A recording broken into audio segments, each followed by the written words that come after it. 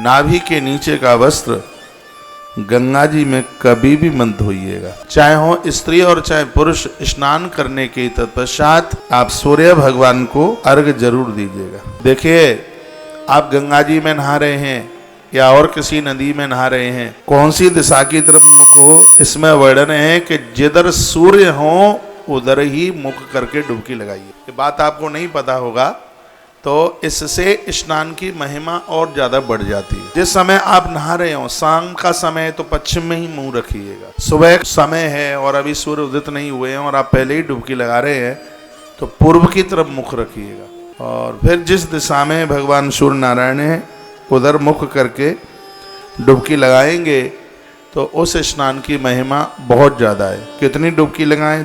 3, 5, 7 या 12, 12। मैंने 12 नाम बताए, हर नाम के ऊपर एक डुबकी। 3, 7, 12, 3, 5, 7, 12 डुबकी लगाने के पहले चाहे स्त्री हो चाहे पुरुष अपनी शिखा खोल ले।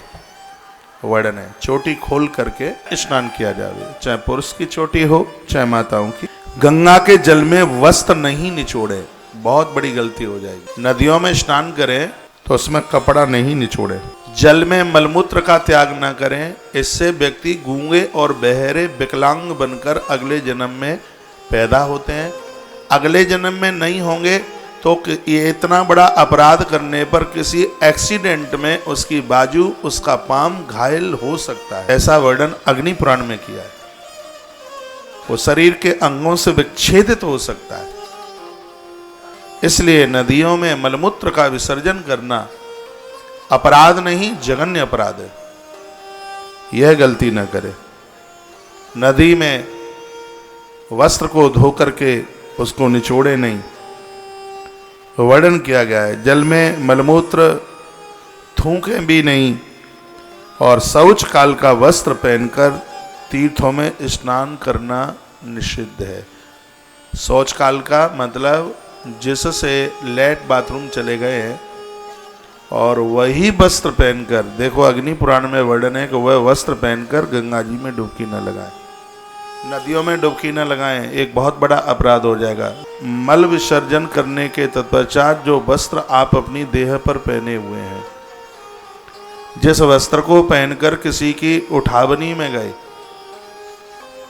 सूतक पातक में गए, किसी के दरवाजे पर बैठने के लिए गए, तो वही कपड़ा पहनकर पवित्र नदियों में डुबकी नहीं लगा सकते। यही तो लिखा है, शौच काल का वस्त्र पहनकर कभी भी नदियों में स्नान न करें। मल विसर्जन करते समय जो आप वस्त्र पहने हैं वह वस्त्र पहनकर गंगा जैसी पवित्र नदियों में डुबकी नहीं लगा सकते। अब आप कहोगे आदमी पागल हो गया। मैं पागल नहीं हूं, मैं ठीक ठाक हूं। श्लोक बोल रहा हूं, बासांस धावतो यत्र पतंती जलबिंदवा। जो नदियों में वस्त्र को निचोड़ते तद पुण्यम जलस्नानम।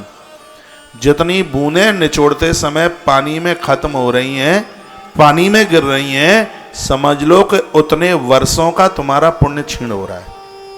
जैसे कपड़ा आपने पानी में उसमें नदी में निचोड़ा, एक बूंद पानी गिरी, एक वर्ष में तुमने हजारों गैया का भी गोदान किया होगा तो पुण्य निष्फल। जितनी बूंदें गिरी उतने वर्षों के पुण्य क्षीण हो गए। लिखा है ना, तद पुण्यम जलस्थानम रज कस्या शिलांकितम।